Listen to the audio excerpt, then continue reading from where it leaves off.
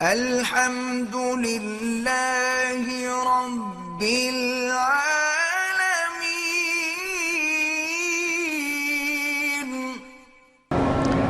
ٹوپی پر کعبے کی تصویر اور نماز تو ہو جاتی ہے، لیکن بہتر ہے کہ نہ ہو۔ ماں باپ اور بہن بھائیوں سے جنت میں ملاقات ہوگی، جنت میں کوئی سزا یافتہ ہیں آپ کی ملاقات نہیں ہوگی۔ جنت نعمتوں کا نام ہے، ملاقات کیسے نہیں ہوگی؟ عقل کی بات ہے بلا۔ تعویذ نہ پہنے تو اچھی بات ہے، ورنہ علماء کہتے ہیں اگر قرآن کی آیت ہو یا حدیث مبارک کا کوئی عمل ہو تو وہ جائز ہے۔ بہرحال بعض علماء کہتے ہیں کہ فجر کی سنتیں حضور کو محبوب ہیں، اگر یقین ہو کہ مجھے ایک رکعت مل جائے گی، سلام نہیں ایک رکعت مل جائے گی تو پڑھ سکتے ہیں، لیکن افضل یہی ہے نماز میں مل جائے 2 رکعت بعد میں پڑھیں۔ اگر شوہر نماز نہ پڑھتا ہو تو تم 2 رکعت تحیت صلاۃ الحاجہ پڑھ کے اس کے لیے دعا کیا کرو، کیونکہ نماز چھوڑنے سے تو بعض ائمہ کے نزدیک بندہ کافر ہو جاتا ہے اور نکاح بھی ٹوٹ جاتا ہے۔ بچوں کو فرما بردار بنانے کے لیے 2 رکعت نماز پڑھ کے سورۃ اخلاص 100 دفعہ پڑھ کے دعا کیا کریں۔ شوہر سے بیوی اپنا خرچہ مانگ سکتی ہے، بالکل مانگ سکتی ہے، نفقہ اس کا حق ہے۔ شوہر کو کتنا خرچہ دینا چاہیے؟ ہر کسی کا بعض کا گزارا 1000 میں ہوتا ہے، بعض کا 10,000 میں بھی نہیں ہوتا، یہ تو اپنا اپنا سٹینڈرڈ کی بات ہے۔ مزاروں پہ جانا تو منع نہیں ہے، جائز ہے، لیکن وہاں سجدہ نہ کریں، غلاف نہ چڑھائیں، منت نہ مانیں، نظر نہ مانیں، ان کو نہ پکاریں، جانا تو منع نہیں ہے۔ داڑھی کو کالا رنگ نہ لگائیں، باقی جو مرضی ہے لگائیں۔ داڑھی کی شرعی مقدار 1 مشت کے برابر ہے۔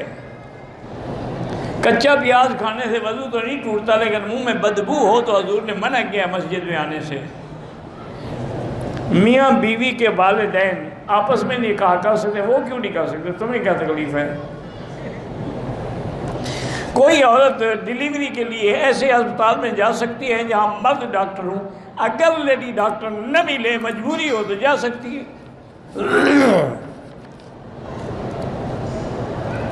اسی طرح بیوی لیڈی ڈاکٹر نہ ہو تو مرد سے علاج بھی کرا سکتی ہے۔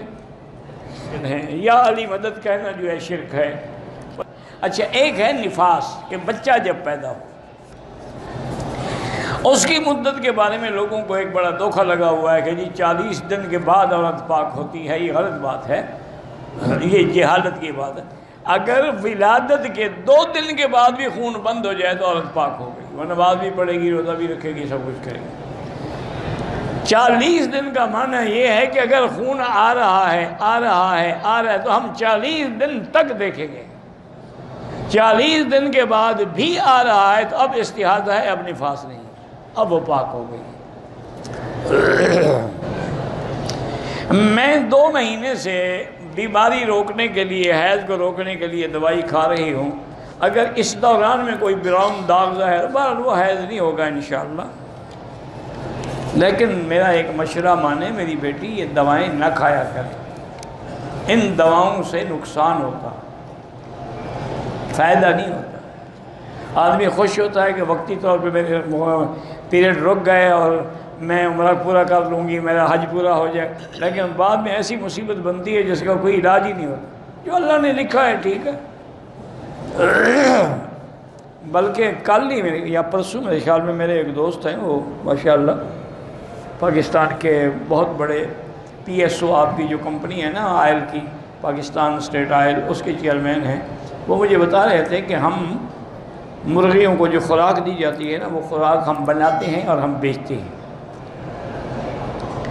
انہوں نے کہا کہ مکی صاحب یورپ میں اور وہاں پہ انتظام ہے کہ جن مرغیوں کو خوراک دی جاتی ہے ان کو پہلے 3 دن بند کیا جاتا ہے، خوراک بند کی جاتی ہے، پھر ذبح کیا جاتا ہے۔ پاکستان میں یہ نہیں ہے، فوراً بس وہ پکڑو اور ذبح کرو۔ انہوں نے کہا اس کا نتیجہ یہ ہے کہ آج 9 سال کی لڑکیاں بالغ ہو گئی، کیونکہ اس کے اندر ایک دوائی ہوتی ہے جو مرغی کو بڑا کرتی ہے، وہ لڑکیوں کو بھی بڑا کر رہی ہے۔ میں نے کہا کہ جو شریف لوگ ہیں وہ اپنے گھر میں مرغی کا گوشت لڑکیوں کو کبھی نہیں کھلاتے، کیونکہ اس کے اندر وہ کیمیکل ہے، وہ جب مرغی کو 2 دن میں بڑا کر دیتا ہے تو لڑکی کو بھی تو اسی طرح کرے گا.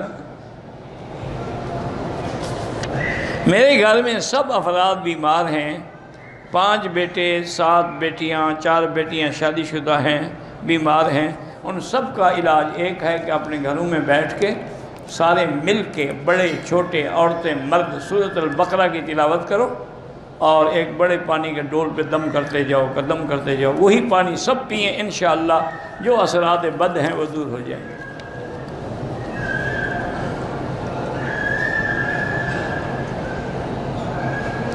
میری بیوی کو گردن اور پیٹھ میں درد ہوتا ہے، بڑے ہم نے ٹیسٹ بھی کرائے ہیں، علاج بھی کرایا ہے، تو اس سے کوئی فائدہ نہیں ہو. پہلے سب سے پہلی بات یہ کہ ٹیسٹ کون سے آپ نے کرا؟ آپ اس کی گردن کا MRI کرائیں. جب تک گردن کا MRI نہیں ہوگا اور کوئی اسپیشلسٹ نہیں دیکھے گا، فیصلہ نہیں ہو سکتا کیا تکلیف ہے.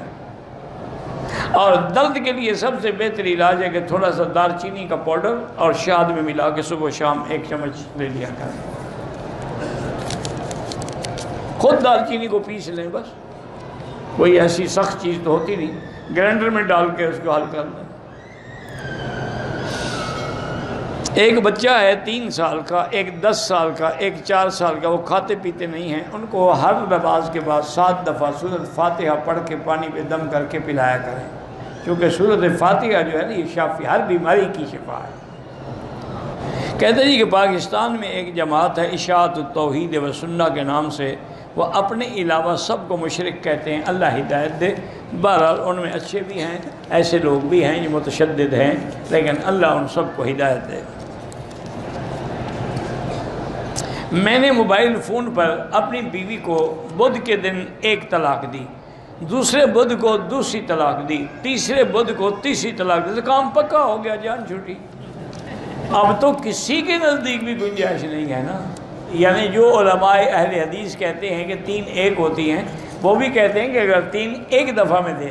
آپ نے ماشاءاللہ ہفتے کا وقفہ کر کے دی ہے. اب وہ کسی راستے میں حلال نہیں جب تک کہ وہ حلالہ نہ کرائے. کسی اور سے شادی کرے، اور حلالہ بھی کرائے والا نہ ہو 1 رات 2 رات کے لیے، اس پہ بھی حضور نے لعنت بھیجی. یعنی وہ باقاعدہ شادی کرے، اگلا چھوڑے یا مر جائے، پھر وہ عدت کے بعد پہلے شوہر سے رجوع کرنا چاہے تو کر لیں. اور حلالہ بھی یاد رکھیں اس وقت ہوتا ہے جب یہ عورت اسی شوہر کے پاس جانا چاہے، نہ جانا چاہے بات ختم. وہ خود مرنا چاہتی ہے کہ جیسے 3 گولیاں ماری ہیں اسی کے گھر میں پھر جاؤں گی، تو پھر دوسرے کے گھر میں جائے. امام کی تقلید ضروری ہے، تقلید کے بغیر گزارا ہی نہیں ہو سکتا. ابھی آپ نماز پڑھیں گے، امام کی تقلید کریں گے کہ نہیں کریں گے؟ جب امام کہے اللہ اکبر آپ کہیں گے اللہ اکبر. جب رکوع میں جائے، رکوع میں جائیں گے سجدے. تقلید تو کر رہے ہو. وہ تو 5 دفعہ اللہ نے ہمیں دن میں سکھائی ہے، پھر بھی نہ مانو تو اللہ ہدایت دے. وہ تقلید حرام ہے جو قرآن و سنت کے خلاف ہو. وہ تقلید شرک ہے جو جاہل بابا آپ کی تقلید کے اندر قبروں پہ سجدے کرے اور غیروں کو خدا سمجھے. میرے بیٹے کے رشتے کے لیے دعا کریں کہ اللہ کریں اچھی جگہ سورۃ الرحمن 3 دفعہ آپ بھی پڑھیں، وہ لڑکا بھی پڑھے، اس کی والدین بھی پڑھیں. اللہ سے دعا مانگیں، اللہ قادر ہیں، اچھی جگہ رشتہ ہو جائے گا. جب حضور پاک صلی اللہ علیہ وسلم کے روضہ مبارک پر سامنے کھڑے ہو کے صلاۃ و سلام پڑھتے ہیں، صحیح حدیث ہے، حضور نے فرمایا میں سنتا ہوں. اور ایک حدیث میں ہے فرمایا سنتا بھی ہوں اور جواب بھی دیتا ہوں.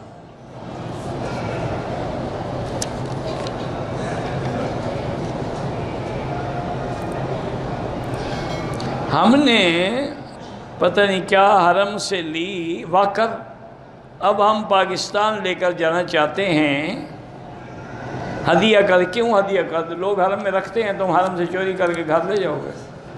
چھا کے بازار سے ایک اور واکر خرید لو، ضرور حرم والا لینا ہے. مفت کا مال ہے نا جی، یہ کبھی نہیں چھوڑے گا. یہ تسلی کے لیے پوچھ رہا ہے، ہمیں اندازہ ہو جاتا ہے نا منہ دیکھ کر. لوگ ویل چیئر لے جاتے ہیں، واکر اٹھا کے لے جاتے ہیں. میں نے ایک دفعہ وہ جو قرآن شریف کے ذمہ دار ہیں ان سے کہا، میں نے کہا بھائی ہر مطبع کا، ہر طباعت کا، ہر علاقے کے طرز کا قرآن چھپا ہوا مل جاتا ہے، لیکن ہندوستان اور پاکستان کی طرز کے جو پڑھے جاتے ہیں وہ ان بیچاروں کو پڑھے نہیں جاتے، وہ نہیں ملتے۔ پڑھنے کا عادت اس لیے نہیں ملتا کہ وہ اٹھا کے گھر لے جاتے ہیں، ہم تو رکھتے ہیں، باقی چوری نہیں کرتے، آپ کے لوگ لے جاتے ہیں، ہم کیا کریں، کتنے رکھیں، مفت مل گیا نا جی۔